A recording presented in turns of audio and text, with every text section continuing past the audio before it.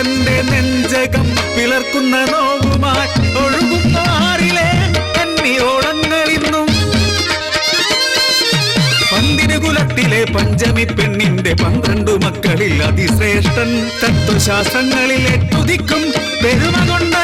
കേമരായൊരു പെരുന്തച്ഛൻ വീതുളിയാലവൻ ശില്പങ്ങൾ തീർക്കുന്ന കാഴ്ചയ പെണ്ണിന്റെ ഉള്ളിൽ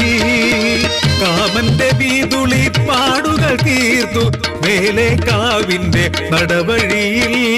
അവത്തൻ കളിച്ചിരി പല കുറി നിറഞ്ഞു കരിമഷി കണ്ണിലെ പരിഭവമലരിൽ തച്ചൻ പല പല ശില്പങ്ങൾ തീർത്തു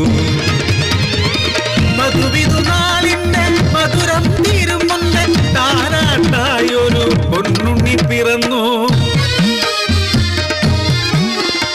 കയ്യോ വളരണ കാലോ വളരണ കാക്കയ്ക്കും തൻ കുഞ്ഞ് പൊന്നുങ്ങല്ലേ 5 വയസ്സുള്ള ഉണ്ണിക്കണ്ണൻ അമ്പല നടക്കലെ അരയാലിൽ കൊത്തിയ ഗരുഡനെ കണ്ട് അച്ഛനും അമ്മയും അണ്ടിച്ചു പോ അതുവഴി വന്ന തിരുമേനി മൊഴിഞ്ഞു അച്ഛന്റെ പുത്രനും കേമനാണ് ആ കൈയുടെ പുണ്യമീ ഉണ്ണിക്കുണ്ട്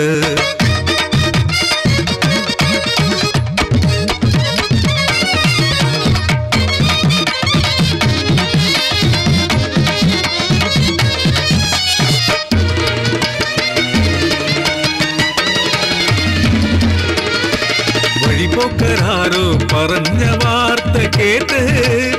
ആറിന്റെ തീരത്തെ കോടി ഞാൻ വർഷങ്ങൾക്കപ്പുറം ഞാൻ തീർത്ത നാളെ എൻ കണ്ണൻ തകർത്തുവത്രേ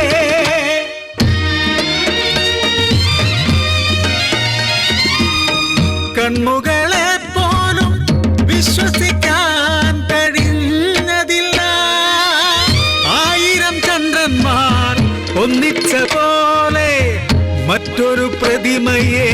തീർക്കുന്നു കണ്ണൻ മങ്ങലേൽക്കുന്നൊരു അച്ഛന്റെ പെരുമയ്ക്ക് മാറ്റുകൂട്ടുന്നെന്റെ കൺമണി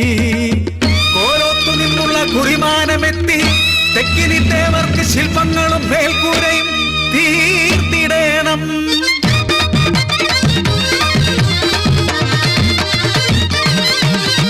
ഉണ്ണിയെ കൂട്ടി ഞാനില്ലപ്പടി കേറി ദേവരെ തൊഴുതാ പണി തുടങ്ങി നാളുകൾ നീങ്ങവേ നട്ടുച്ച നേരത്ത് നെയ്യും മനസ്സും തളർന്നിരിക്കുമ്പോ ഉത്തരം മുറുക്കവേ ഞാൻ ആ കാഴ്ച കണ്ടു പുരയ്ക്കു താഴെ ദേവി ശില്പം കൊത്തിയെടുക്കുന്നു മകൻ കാവിലമ്മ പ്രത്യക്ഷയായ പോലെ ആ കാഴ്ച കണ്ട് അറിയാതെ വീതുളി കൈവിട്ടു പോ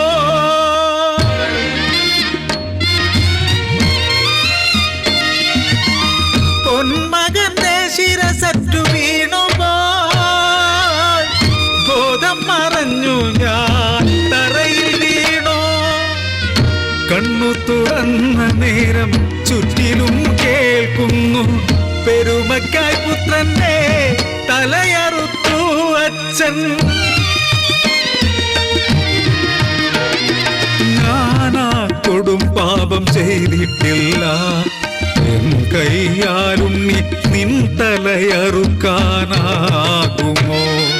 വീതുളി പിടിക്കാൻ തന്ന കൈയല്ലേ എൻ നെഞ്ചിൽ കിടത്തി ഞാൻ താനാട്ടു പാടിയ കൈയല്ലേ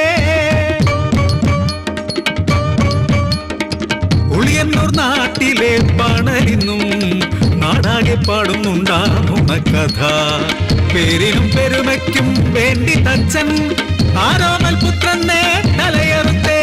ഒരച്ഛനും ചെയ്യാത്ത അപരാധം ചെയ്ത തച്ചനിന്നും പെരുന്തച്ഛനായി തച്ചനിന്നും പെരുന്തച്ഛനായി തച്ചനിന്നും പെരുന്തച്ഛനായി